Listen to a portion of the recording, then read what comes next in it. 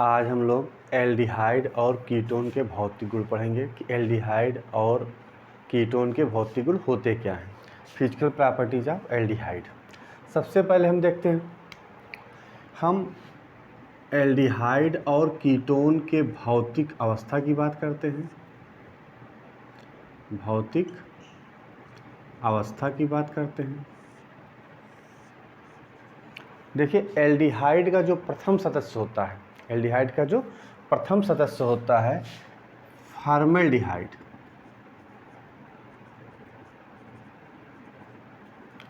Formaldehyde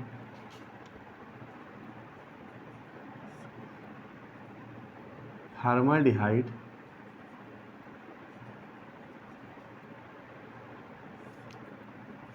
गैसीय अवस्था में होता है। किस अवस्था में होता है? गैसीय अवस्था में होता है।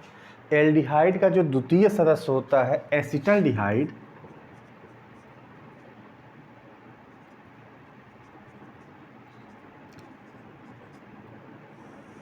एसिटल्डिहाइड जो होता है वाष्पशील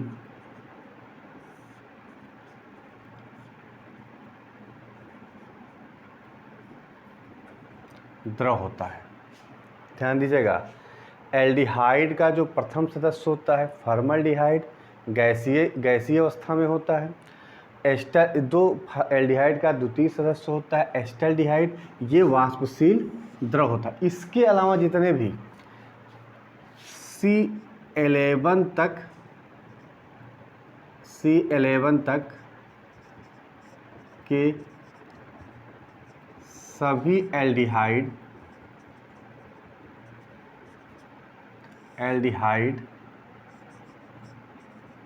द्रव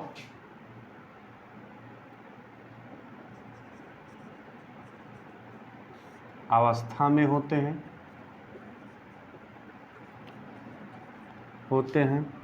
और इसके अतिरिक्त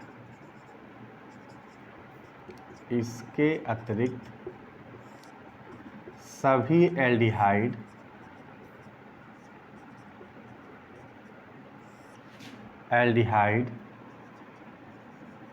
ठोस अवस्था में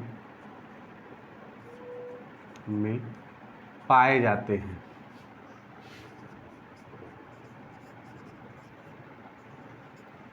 ठोस अवस्था में पाए जाते हैं। इसी प्रकार कीटोन की हम बात कर लें। कीटोन C11 तक के सभी सदस्य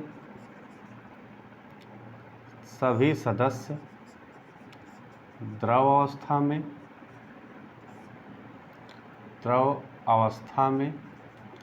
पाए जाते हैं। इसके अतिरिक्त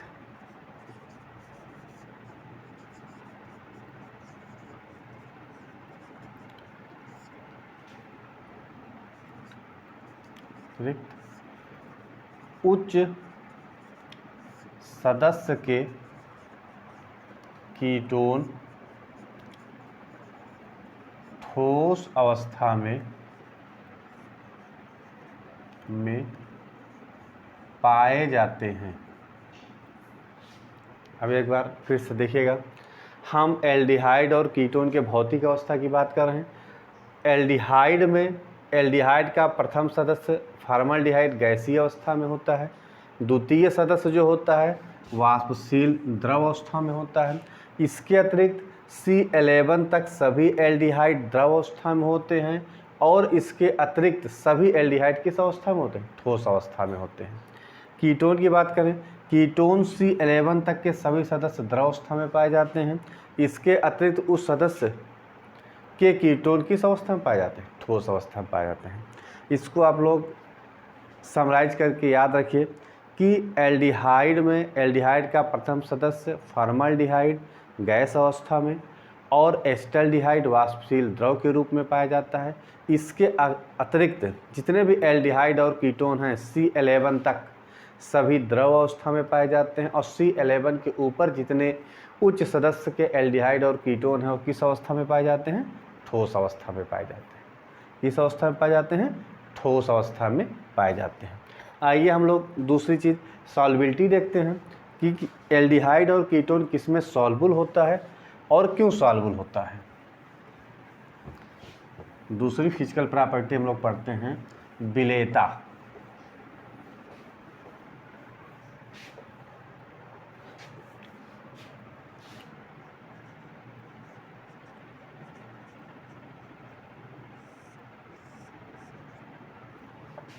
देखिए एल्डिहाइड और कीटोन जो निम्न होते हैं या निम्न अणुभार वाले होते हैं, वो सब एल्डिहाइड और कीटोन जल में विलय होते हैं। जैसे फॉर्मेल्डिहाइड,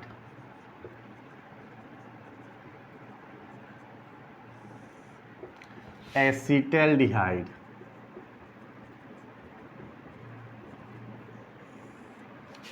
और एसीटोन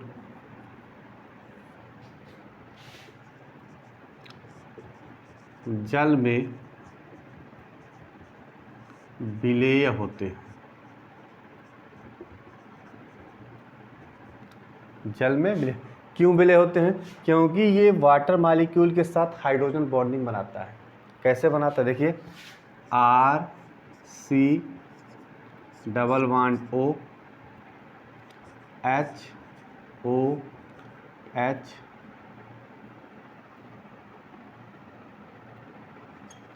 O, ये क्या बना रहा है? हाइड्रोजन बॉन्ड बना रहा है। जब हाइड्रोजन बॉन्ड बनाता है तो ये एल्डिहाइड और कीटोन जल में विलय होते हैं। लेकिन जैसे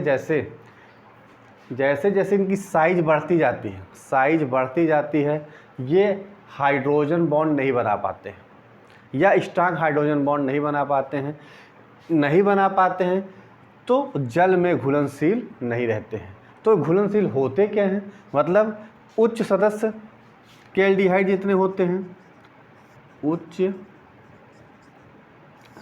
सदस्य के एल्डिहाइड और कीटोन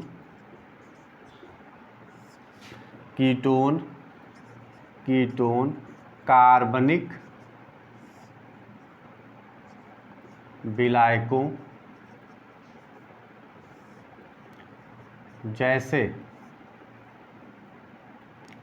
जैसे बेंजीन,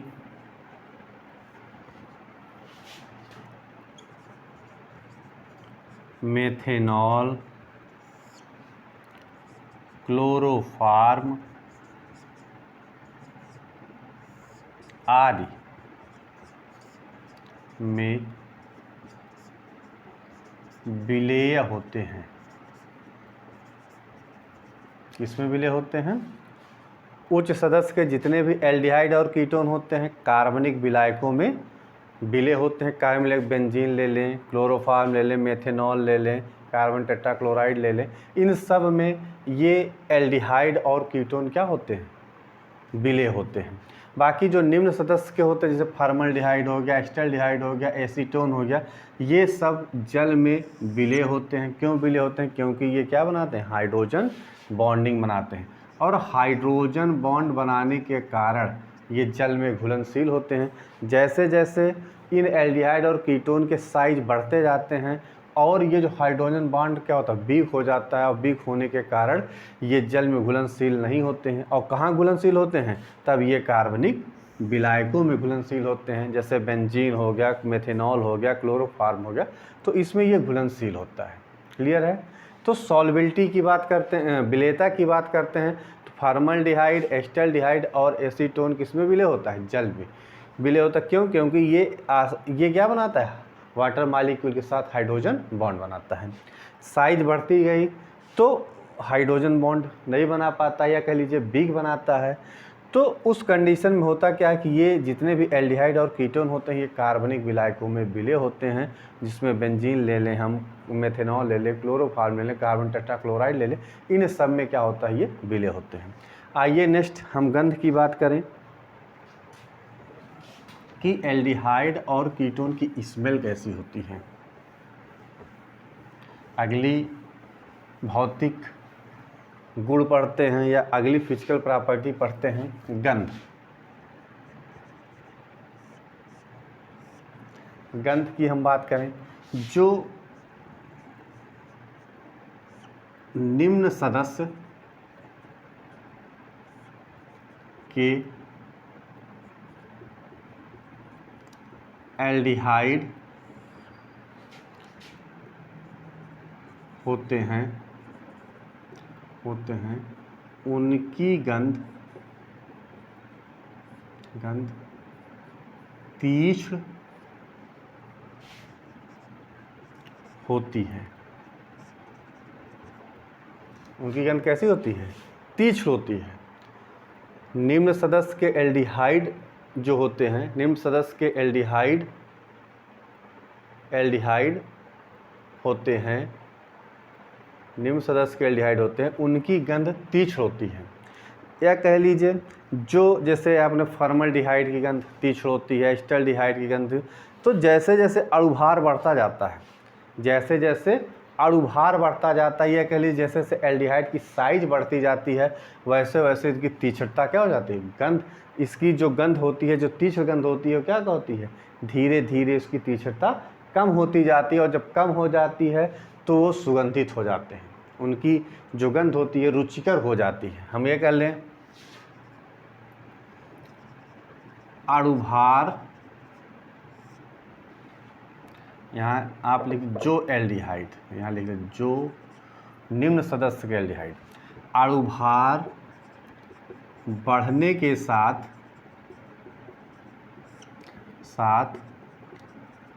एल्डिहाइड के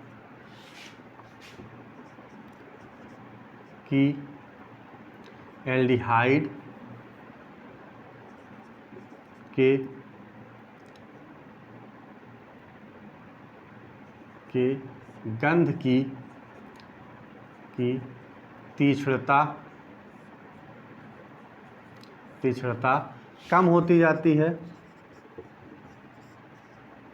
तीक्ष्णता कम होती जाती है। अणुभार बढ़ने के साथ साथ एल्डिहाइड के गंध की तीक्ष्णता कम होती जाती है, और जब तीक्ष्णता कम हो जाएगी तो कम होती जाती है तो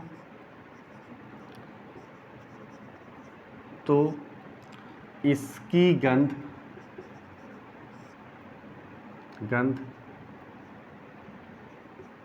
रुचिकर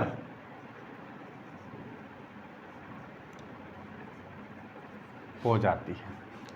क्या हो जाती है? रुचिकर मतलब सुगंधित हो जाती है। मैं लिख दें, गंध कैसी हो जाती है? सुगंधित हो जाती है। अब हम कीटोन की बात करें। कीटोन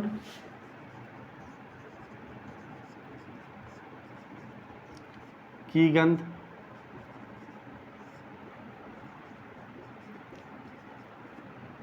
रुचिकर होती है।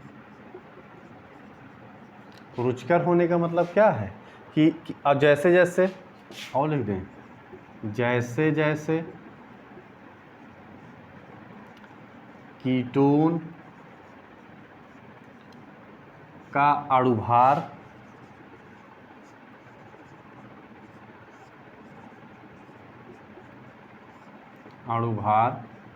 बढ़ता जाता है, अणुभार बढ़ता जाता है, तब या अणुभार बढ़ता जाता है तो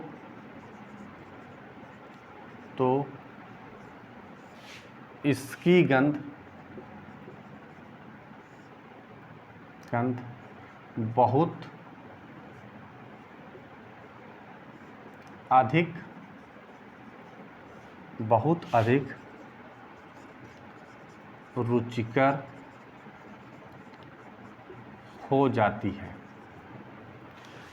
सुगंध रुचिकर हो जाती है।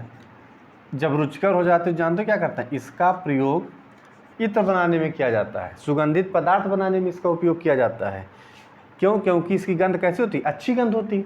रुचिकर का मतलब क्या हो गया? अच्छी गंध होती है। और जब अच्छी गंध होती है तो इसका प्रयोग सुगंधित पदार्थों के बनाने में किया जाता है।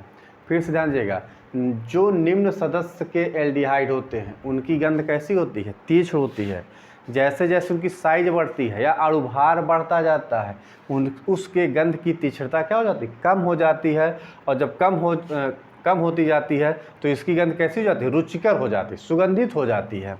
कीटोन की गंध रुचिकर होती है। जैसे जैसे कीटोन की साइज या हम कह लीजिए अणुभार बढ़ता जाता है तो इसकी गंध बहुत अधिक रुचिकर हो जाती है। और जब बहुत अधिक रुचिकर हो जाती है तो इसका प्रयोग कहाँ करने लगते हैं हम लोग? सुगंधित पदार्थों के बनाने में, हम कह लें इत्र बनाने में इसका प्रयोग किया जाता है। ठीक है, ये तो हो गई तीसरी प्रॉपर्टी कि इसकी स्मेल कैसी होती है। इसकी स्मेल कैसी होती है। हम नेक्स्ट पढ़ते हैं जो सबसे इम्पोर्टेंट है, क्वथनांक।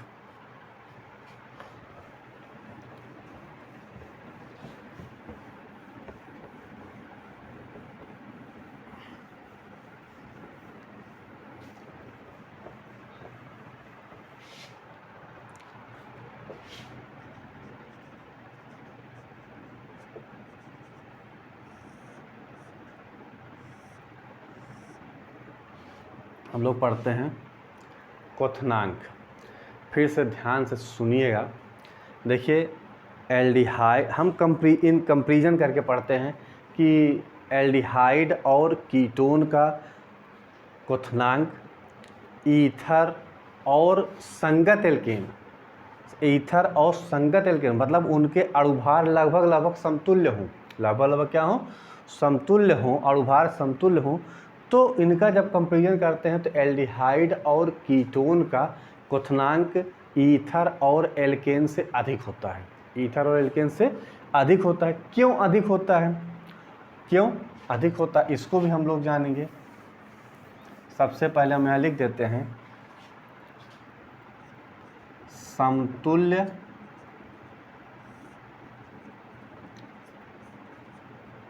अणुभार वाले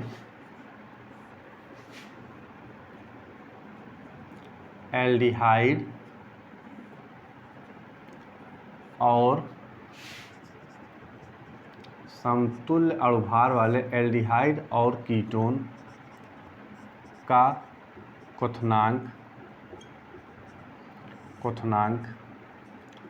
ईथर और एल्केन से अधिक होता है। एल्केन से अधिक होता है। तो जो समतुल्य अणुभार वाले एल्डिहाइड और कीटोन होते हैं, इनका क्वथनांक ईथर और एल्केन से अधिक होता है। अब हम देखते हैं समतुल्य का मतलब हम ले लें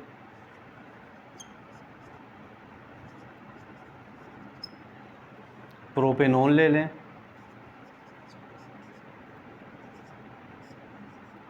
प्रोपेनल ले लें और ईथर ले लें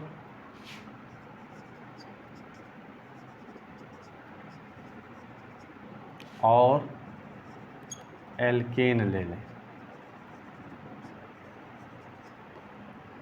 और क्या लें? एल्केन ले लें। अब देखिए सबका अणुभार देखिए,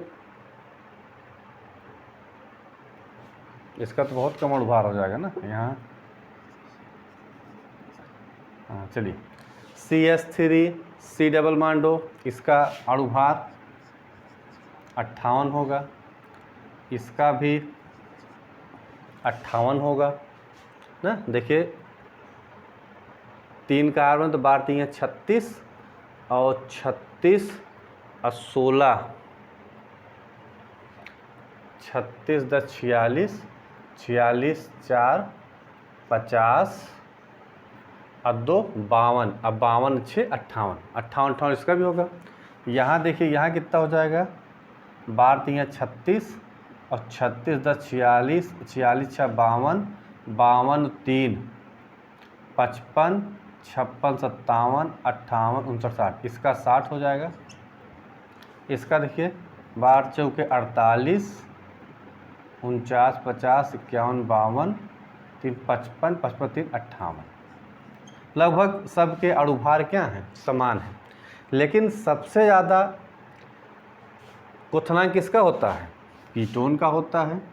इससे कम एल्डिहाइड का, एल्डिहाइड से कम ईथर का, और सबसे कम होता है एल्केन का। अणुभार लगभग ये सबका सेम है। अणुभार की हम बात करें 58 58 60 58, तो होता क्या है, देखिए ये जो कीटोन कार्बोनिल समूह होता है, ऐसे समझिएगा,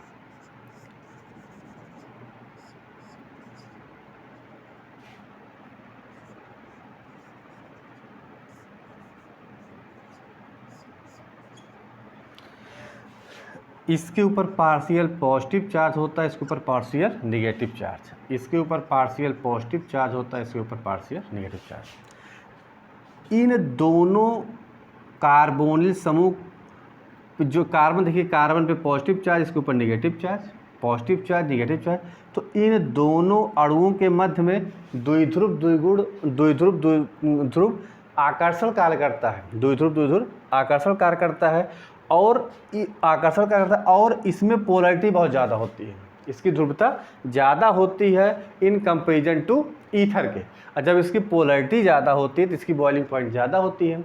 अब इसमें तो ऐसा कुछ काम करता नहीं है, ये इसमें वांडर वाल बल कार्य करता है, उसके अलावा इसमें कोई बल कार्य करता नहीं है। तो इसमें क्या करता है, डाइपोल इंट्रैक्शन क्या करता है, द्विध्रुव आकर्षण बल कार्य करता है, और आकर्षण बल करता है तो इसकी पोलैरिटी ज़्यादा होती है, पोलैरिटी ज़्यादा होती है इन कंपेरिजन टू ईथर, इसलिए ईथर से ज़्यादा होता है। आगे हम लोग थोड़ा इसको लिखिएगा आप लोग, हम थोड़ा कार्बोक्सिलिक अम्ल, एल्कोहल, इन सब से इसका कंपेरिजन करा के आपको बताते हैं। देखिए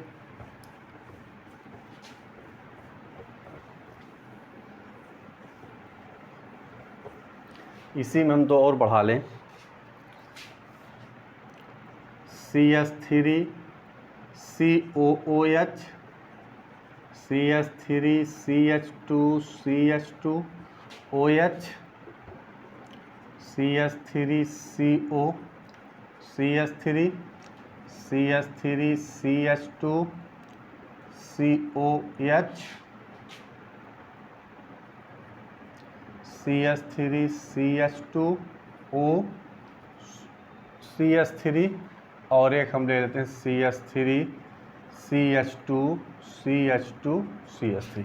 इन सब में कंपेरिजन करें। अब देखिए इसकी बॉइलिंग पॉइंट सबसे ज़्यादा होती है कार्बोक्सिलिक अम्ल की, इससे कम एल्कोहल की होती है, इससे कम एसीटोन कीटोन की होती है, इससे कम एल्डिहाइड की, एल्डिहाइड से कम ईथर की, और ईथर से कम एल्केन की होती है। और अणुभार की बात करें, लगभग सबके अणुभार 58 60 के लगभग सबके अणुभार हैं। यहाँ ध्यान दीजिएगा, इन दोनों में हाइड्रोजन बॉन्ड बनता है, इन दोनों में हाइड्रोजन बॉन्डिंग बनता है, और जब हाइड्रोजन बंद बनता है तो इसकी बॉइलिंग पॉइंट सबसे ज़्यादा होती है। क्लियर।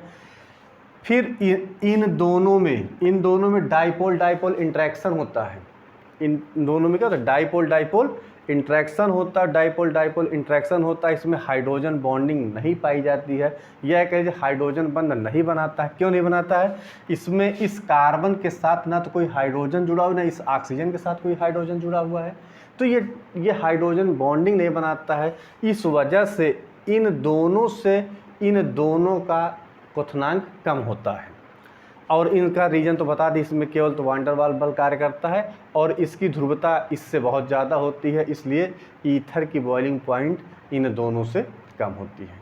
ठीक है, तो ये बेटा आज एल्डिहाइड और कीटोन की फिजिकल प्रॉपर्टी के बारे में हम लोगों ने पढ़ा कि इसकी फिजिकल प्रॉपर्टी होती क्या है, इसके भौतिक गुण क्या होते हैं। सबसे पहले हमने आपको बताया कि इसकी फिजिकल स्टेट क्या होती है, भौतिक अवस्था क्या होती है, फिर उसके बाद हमने सॉल्बिलिटी की बात किया कि किस में घुलता है किस में नहीं घुलता है। फिर उसके बाद स्मेल की बात किया, गंध कैसी होती है। तीसरा लास्ट में हम लोगों ने इसके बॉइलिंग पॉइंट का कंपैरिजन किया कि इसकी बॉइलिंग पॉइंट ज़्यादा होती है, किसकी कम होती है, क्यों ज़्यादा होती है और क्यों कम होती है। आज के लेक्चर को हम यहीं समाप्त करते हैं, मिलते हैं नेक्स्ट लेक्चर में।